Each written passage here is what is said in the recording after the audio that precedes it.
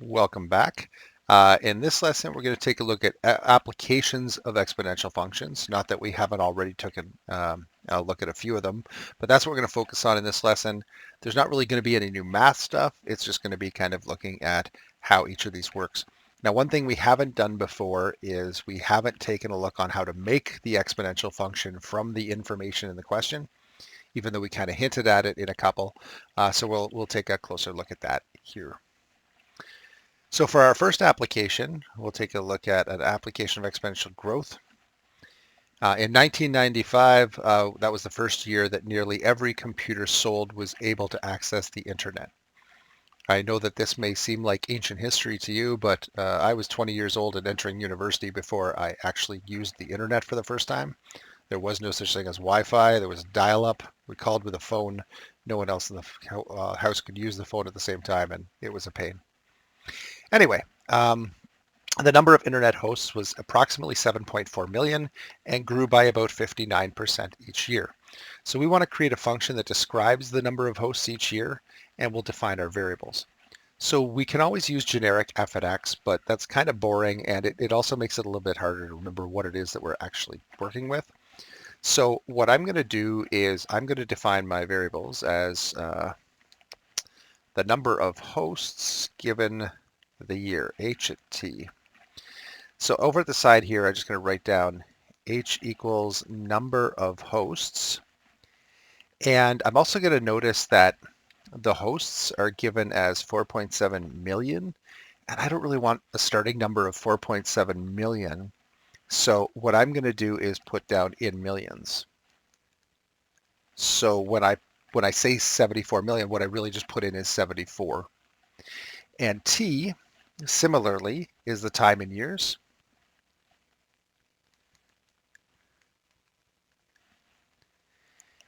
And again, I don't really want to put in the number 1995 as an exponent because that's going to be kind of crappy. What I'll do is say time in years since 1995. That'll let us work with more reasonable numbers.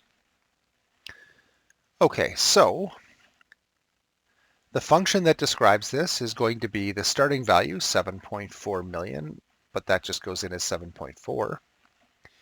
The base, we're told that it's growing by 59% a year. And that means every year will be 159% of the year before it. If we said it was 59% of the year before, it would actually be going down over time. So it's actually 159%, the full amount that it was, plus 59% more. And 159% as a decimal is 1.59. So that'll be our base. And then the exponent was just t as it was defined as the number of years since 1995. For part B, let's use the function to determine the number of hosts that there would be in the year 2007. So I'll plug in h at 2007 equals 7.4 times 1.59 to the exponent. And I'll do a little aside over here. 2007 minus 1995 is 12. So that was 12 years since 1995. So I'm going to plug in a 12 there. If you don't do the aside, you just do it in your head. You're more than welcome to. I just thought I'd mention where that came from. And then we do the exponent first. So 1.59 to the exponent 12. And that gives us 261-ish. And we multiply that by 7.4. And that gives us 1931.95, almost 1932. And I know it might be weird that I didn't say 1932, but the reason I kind of said it the other way is because I have to remember this is the number of hosts, which means it's that many million hosts, since h is measured in millions. So you don't have to do this, but I could actually say this is 1.932 trillion. I would also accept the 1,932 million. It's just a weird number to say out loud.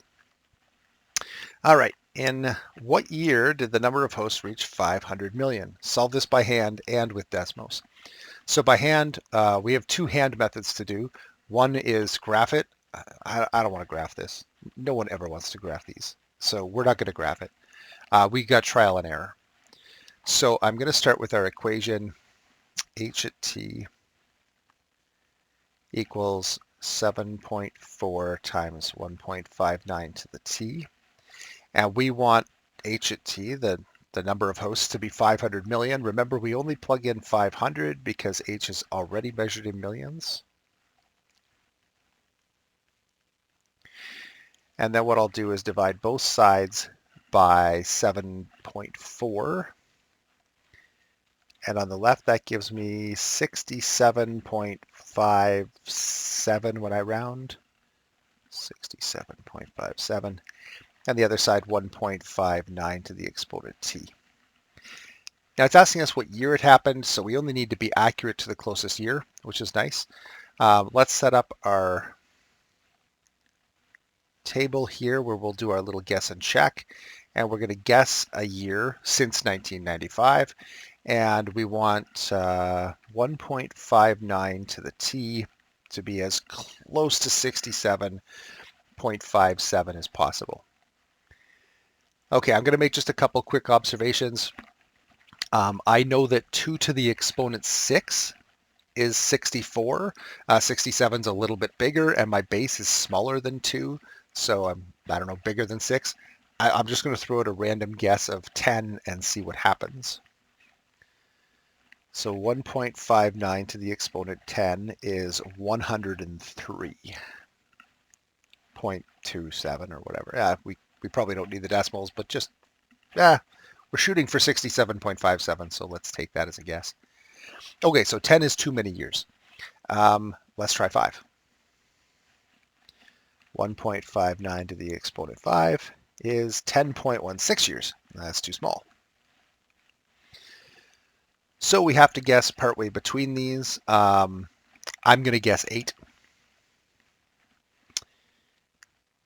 1.59 to the exponent 8 is 40.85. And that's a little too small. We're shooting for 67, so I'm going to try 9. And at this point, we have 8 is too big. Sorry, 8 is too small, 10 is too big. 9 is got to be between them, and we're looking for the closest year. So 1.59 to the exponent 9 is 64.95. Okay, so we can conclude from this that we're actually looking for an answer that's a little bit larger than 9, but since we're doing it to the closest year anyway, we're okay. So I'm just going to put down t as approximately 9. And a little observation here. A bunch of people on a test are probably going to say, yay, I found t, I'm done the question. But the question says, in what year did it happen? So it happened in 1995 plus 9 is 2004. So 2004 would have been the year that this occurred. I didn't put a therefore statement, but I put a box around my answer, so it's pretty clear what my answer is supposed to be. We'll call that even. And let's go over to Desmos and see if that actually holds to be true. Okay, so I'm going to say the number of hosts at year t equals 7.4 times 1.59 to the exponent t. And if ever the variables you choose cause a problem, because some variables are withheld by Desmos for specific meanings. For instance, E is Euler's number. It's actually like a constant like pi. But if you use something that it doesn't like, it may not give you a graph. But if it does, use the variables. And if it doesn't, use f at x. Okay, and we're looking at what point we're going to hit, what was the number we were shooting for? It's 500 million, right? So I'm just going to put y equals 500. Just because, again, Desmos doesn't know that what h is. It just thinks h is the function above it. It doesn't treat that like the name of the axis. And I know that this is not going to fit here, so I'm going to put this up so that my y value is at least 500. I'll put up to 600 just for kicks. And I'll go down to negative 100 so it doesn't look funny. There we go. Okay, so our graph looks a little bit like that, and according to Desmos, the answer for t is 9.08. So again, just over 9, which is exactly what we predicted. I think we did a pretty good job doing it by trial and error. All right, let's try another application. This is basically true, by the way, not completely accurate, but well, anyway, let's see what happens. When Mr. Ray was born in 1975, his parents put $100 into an investment that gains 8% compound interest per year. Create a function that gives the value of the investment over time. Clearly define the variables used. Okay, so we're going to start off with, we want to figure out what the value of this investment is. So I'm going to use maybe a V. And we're doing it over time again, so I'll use T as that. V equals value in dollars. I'm not just saying what it is, I'm saying what it's measured in. And T is time in years. And again, I think I'm going to do that as time in years since 1975 to make this a little bit smaller exponent, because 1975 as an exponent is kind of crazy. All right, if we get 8% compound interest per year, what that means is that every year it's going to be 100% of the size it was plus 8% more, 108%. So our base is going to be 1.08. Oh, and our starting amount is 100. Okay, so coming up with the equation wasn't too bad. How much is the investment worth now? Well, I know this is going to date the video. I'm doing this in 2025. So if you watch this video in the future, you may have to adjust your number slightly. But right now for 2025, V in, we got to be careful. We can't plug in 2025 for T because T is the time in years since 1975. So it has been 50 years. That is correct. I am 50 years old. Okay, and we plug that in 1.08 to the 50. And when I throw that in my calculator, 46.9 and then times 100 and $4,690.16. Woo, thanks, Mom and Dad. This, by the way, is a semi-true story. I will explain the sadness of it at the end. So if they gave me a $100 investment and I kept it up until this point, which I kind of have, it would be worth $4,690.16. So I'd have enough to, well, I don't know, go and spend something that's on $6,900, $4,600. Either way, in what year will the investment be worth $100,000? Okay, so again, I have to do this through trial and error unless I want to make a graph, and I don't want to make a graph. So what I'm going to do is do a little bit of trial and error, but first I'm going to set up the equation here. V at t equals 100, 1.08 to the exponent t. And the investment's going to be worth $100,000. It's worth 100 now. I could divide both sides by 100. That's easy enough to do. 1,000 equals 1.08 to the exponent t. So my table of values that I'm going to set up here, I'm going to guess t and figure out what 1.08 t is to the exponent t. And my target is 1,000. Okay, so I'm just going to do this logically and look back carefully. My investment multiplied by 46. It went from $100 to almost $4,700, so 47 times in 50 years. And I need it to go up another 25 times, 20 times, something like that. So it's not going to take another 50 years, but it's definitely going to take more than 50. So I'm going to guess somewhere around 70. And again, if you guess something different, you'll quickly come to a reasonable answer after a couple of steps. So 1.08 to the exponent 70 gives me 218.6, and my goal is to get to 1,000. Okay, so that's too small. So I'll just jump up to 80 and see what happens. 1.08 to the exponent 80 gives us 471.95 something. Oop, I don't know why it made that. 0.95. Okay, so still too small. I'm going to shoot up to 90. 1.08 to the exponent 90 is, oh, we're just a little over now. 1,000 and, you know what, I'll just do it to the whole number, 1,019. So it's going to be over 80, definitely, and a little less than 90. I'm just going to guess 89. So 1.09, sorry, 1.08 to the exponent 89 gives me 943. Okay, so going to be careful on how the question's worded here, just to make sure we're answering what's asked. Technically, this is the closest answer to the 1,000, but by the time I hit 90, I am over 1,000. I am past the target amount, which means that the year in which it turned to 1,000 would have been 89 point something, means it would have happened in the year that's 89 years after 1975. So the answer I actually probably want is 89.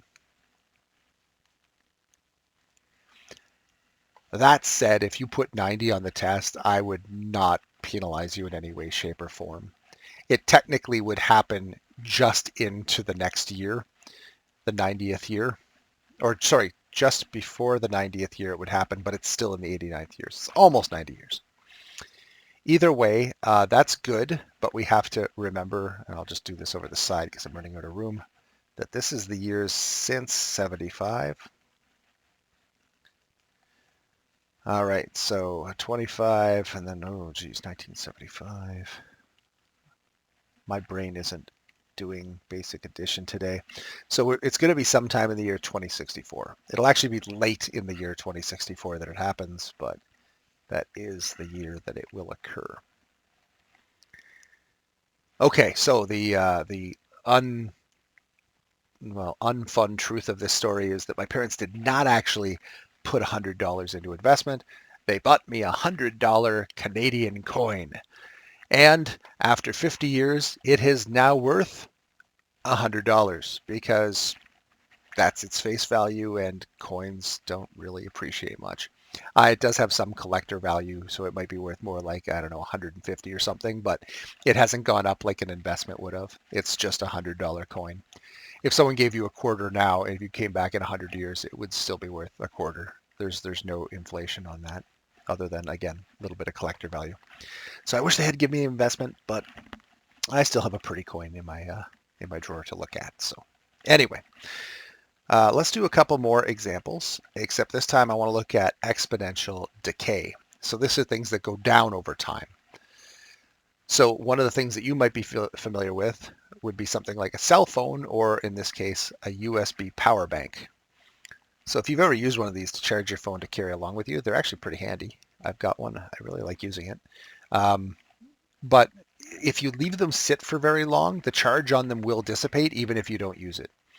And you know the same thing is true for things like phones and tablets and everything else. So a USB power bank loses 2% of its charge each day if it is unused. This isn't exactly true, but it's actually a pretty decent approximation. So we'll create a function to determine the percentage of charge that the power bank has over time. So I'll say P at T, and P equals percentage charge, and T is time in days. And it's important that you mention this because some questions time will be in seconds, some it'll be in hours. This one happens to be in days since we're saying its charge each day is dissipating. Okay, so it starts off at 100%. Again, I'm not going to put the percent symbol in because it's the unit of measurement, not actually a mathematical thing in this case. But inside the bracket, it says it loses 2% of its charge a day. This actually is mathematical. So if it was at 100% on the first day, it's at 98% on the second day, which really means it multiplied by 0.98. 0.98 is 100% minus 2%, 98% converted to a decimal. So that's going to be our function right there. P at t equals 100 times 0.98 to the exponent t. How much power is, or how much charge is left on the power bank when it's was fully charged a month ago? This one requires a little bit of interpretation, and months can be different lengths, but I'm going to say that the average month is closest to 30 days. So that's the number we'll use in this question. And again, I try not to do too much of this like open-ended stuff on a test to kind of throw you off. But on a test, if I gave this question and you used 30, 20, 31, whatever, that's fine. It's the method that I'd be looking at, not the exact value you chose to plug in. Either way, the amount of charge left after 30 days would be 100 times 0.98 to the exponent 30. 0.98 to the exponent 30 is 0.545. Multiply that by 100, and we get about 54.5%. And again, I'm adding the percent in here because it's a unit of measurement for P, not because I multiplied or divided anything by 100. All right. How long will it take before the power bank drops below 20%? So we start off with P at t equals 100 times 0.98 to the exponent t. We want the percentage to be 20. Divide both sides by 100. And we'll set up our little table. All right, we guess what the value of t is, and then we calculate 0.98t, and our goal is to hit a target of 0.2. Now, before I get too far into the question, I like to kind of come up with a logical starting point for my guesses. So we saw that it took a month, 30 days, to drop down to almost half its charge. Well, in another month, it'll drop down to almost half of that, so about 27% or a little bit more. So it's going to take more than 2 months, but less than 3 months. So bigger than 60 days, less than 90. I'm going to guess 70. Again, your guess may be a little different. It may mean you do one extra line in your table. Not a big deal. So 0.98 to the exponent 70 is 0.243. We're shooting for 0.2, so we're still a little high, which means a little bit more time needs to pass. I probably could do a better guess than this, but I'll just go up by 10 and go to 80. 0.2 to the exponent 80, 0.98 to the exponent 80 is 0.1986 or 0.197. 80 seems to be a lot closer, but it's a little bit below now, so we got to go back a year or two. I'm going to try 78. 0.98 to the exponent 78 is 0.206 or 0.207, I guess, if I round. So not quite low enough. Well, we know that 78's a little too high, 80's a little too low, so I'm guessing 79 is probably the sweet spot. 0.98 to the exponent 79 is 0.203. Okay, so technically that's just a little bit too long. So the answer is probably 78.8 or 78.9, but I think it's quite reasonable to say that we're going to do this to the closest day. No one's wondering what time on the last day it's going to hit exactly 20% charge, so we'll say it'll take about 79 days.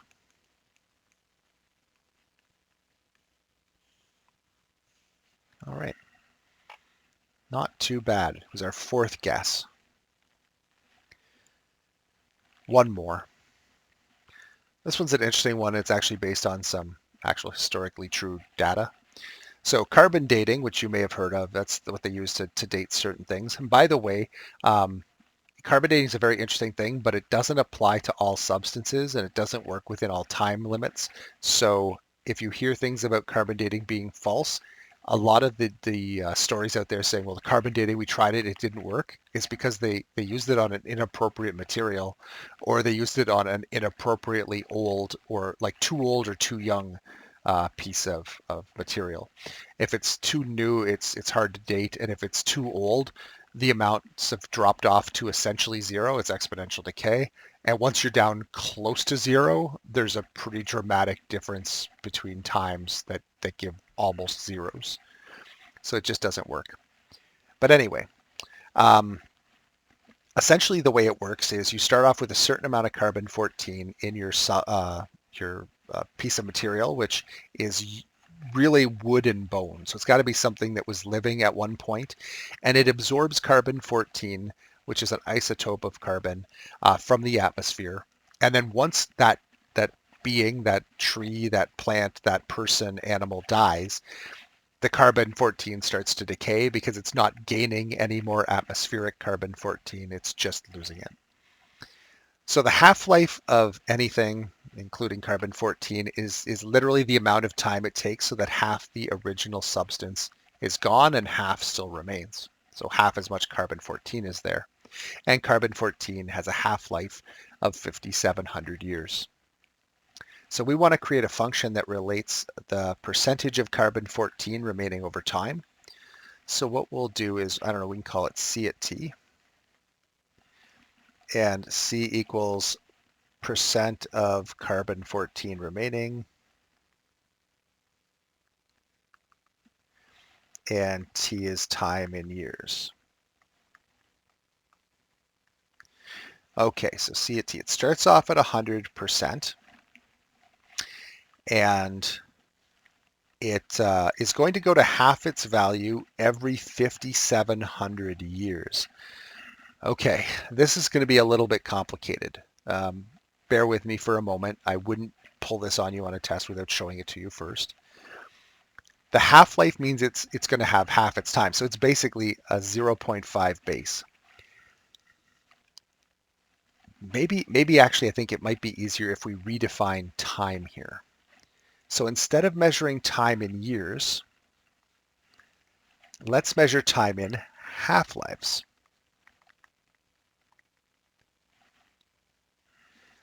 So we're going to just put a T on there. But T isn't years, T is the number of half-lives. After one half-life, you'll be to half the amount. After two half-lives, you'll be to half of a half, a quarter of the amount, and so on. And we'll just deal with it that way. So there's our formula, and it works out just fine as long as we make sure we define our C and T appropriately to be what they actually represent. So dinosaurs lived until 65 million years ago. The common misconception is that dinosaur bones can be carbon dated, but they can't. If they could, what percent of the original carbon-14 would be remaining? Okay, so in order to do this, we would have to do 65 million divided by one half-life of 5,700.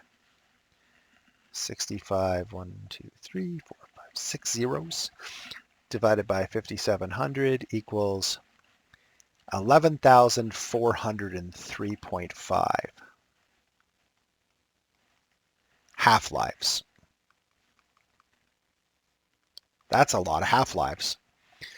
So now what happens is we say C at 65 million,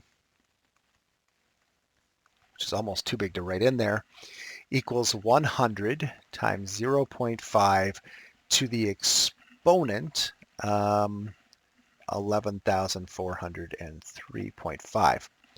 Throw that in your calculator. 0.5 to the exponent 11,403.5, and your calculator says 0. It's not actually 0, it's just 0 to so many decimal places that it doesn't know the difference. Okay, so big question mark on there. And essentially that's exactly our problem. So what I'm going to do actually is just go over to Desmos here really quick. Where's Desmos? There we are. And what I'm going to do is do the dinosaur bones thing here. The amount of carbon-14 at time equals, we said it was 100 times 0.5 to the exponent t. Now, again, if we just do this graph up to, I'll just do -20 to 120, because we know the percentage is going to be between 0 and 100. I think what you'll see is that by the time you get to even about 10 half-lives, we're now so close to the 0. I can't tell exactly how old this is. I mean, close to 0 is here, but close to 0 is also way up here, and close to 0 is also way over here. So any of these numbers of half-lives are giving the amount of carbon equal to approximately 0. And because it's so flat at this point, I have no idea what time is accurate. There's just not enough carbon-14 left to bother measuring. So that's why it doesn't work. And I mean, just if you had to look at this graph and nothing else, I think you'd see that carbon-14 stops working after maybe about 7, 8, 9, 10 half-lives. By then we're so close to 0, it's hard to do it. But let's go back and see what the math says. To accurately carbon date something, it needs to have at least around 0.07% of its carbon-14 left. So what's the oldest an item can be to carbon date it? All right, so we'll set up our equation. C at t equals 100 times 0.5 to the t. 0.07 is the amount of carbon, or 0.07% is the amount we have left. That's the percent of carbon equals 100 times 0.5 to the t. And if I divide both sides by 100, I get 0.0007 equals 0.5 to the t. Now that I have that, just give me one sec here. Okay, so we'll set up our table. And it's t and 0.5 to the t. And again, our goal is to get a number close to 0.0007. And we saw, I'm going to cheat a little wee bit. We saw in the graph that, I don't know, maybe 10 years after that, it's too hard to use carbon dating. It just doesn't work. So 0.5 to the exponent 10 is 0.00097, and we're shooting for 0.007. So it's actually, we're still too big. We actually can do a little bit more. Maybe we can carbon date for 11 or 12 or 13. I think it's actually going to be, I think even 11 is too big because it's going to half each time. So 0.5 to the exponent 11 is 0.00049. Okay, so our answer is much closer to 10 than 11. I'm going to guess 10.2. 0.5 to the exponent 10.2 is 0.00085. It's actually still too big. Let's try 10.4. 0.5 to the exponent 10.4 is 0.00074. Just a little too big. Let's try 10.5. One more should do it, I think. 0.5 to the exponent 10.5 is 0.00069. Okay, I think that's about as close as we're going to get. So we're getting really, really close to 0.0007. So that means that t is approximately 10.5. Now remember that that's not the answer to the question. That's how many half-lives have occurred since since um, the item was died, I guess, whatever. So what we have to do is take that 10.5 and multiply it by the size of a half-life of 5,700 years. And we get 59,850 years. And as it turns out, that is about the accuracy of carbon dating. Anything more than about 60,000 years ago, there's just not enough carbon left to accurately tell whether or not what its real age is. So 60,000 years doesn't take us anywhere close to dinosaurs, which is 65 million years. That's over 1,000 times further away. So yeah, trying to do dinosaur bones, and this has been a classic example of people trying to shoot down science, saying, well, we tried it on a dinosaur bone and it said it was only 80,000 years old. And yeah, this right here is why, because anything over 60,000 is essentially zero. And any of the numbers, any age you put on it after that doesn't mean anything. Anyway, that's that. Now, one more question. Um, there is a Viking ship called the Osberg, and it was found, and it contains 86.38% of its carbon-14 uh, of what living wood would have. So it's made out of wood, and living wood would have 100% carbon-14. This one has 86% of that. Can we use this to figure out when the ship was built? So what we do is we set it up much like the last one. C at t equals 100 times 0.5 to the t. This time C at t is 86.38.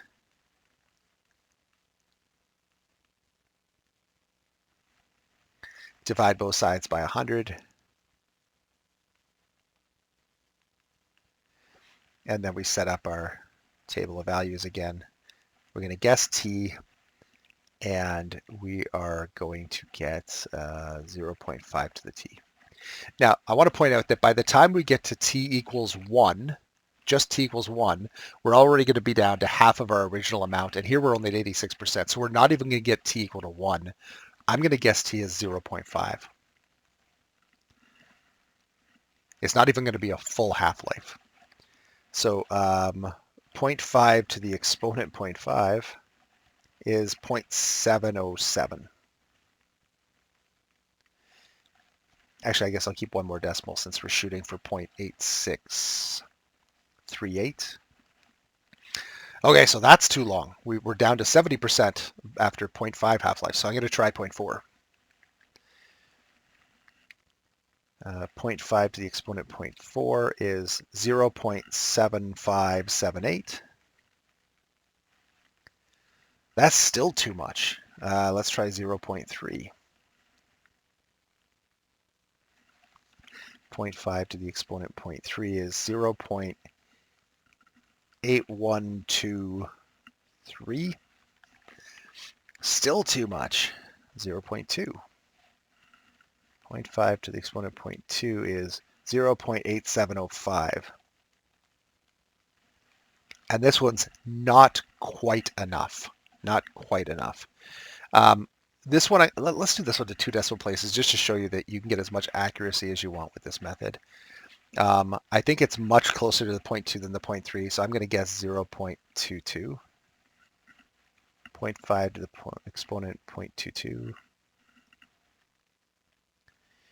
And that gives us 0.8586. That's a little too much. So let's try 0.21.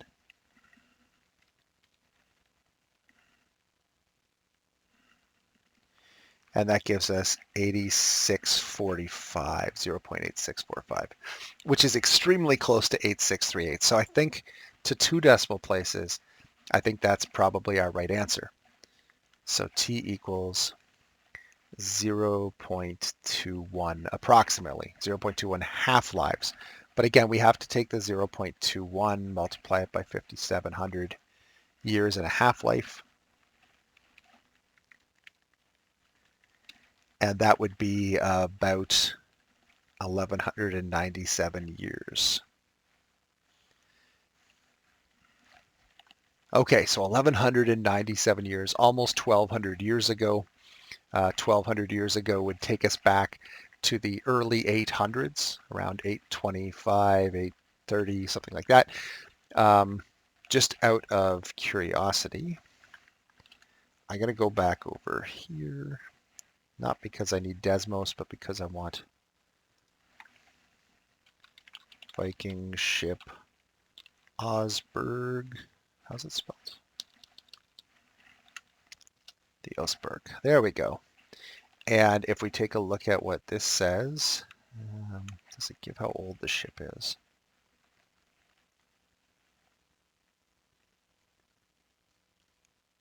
I think I just saw it there. Where did my brain see it?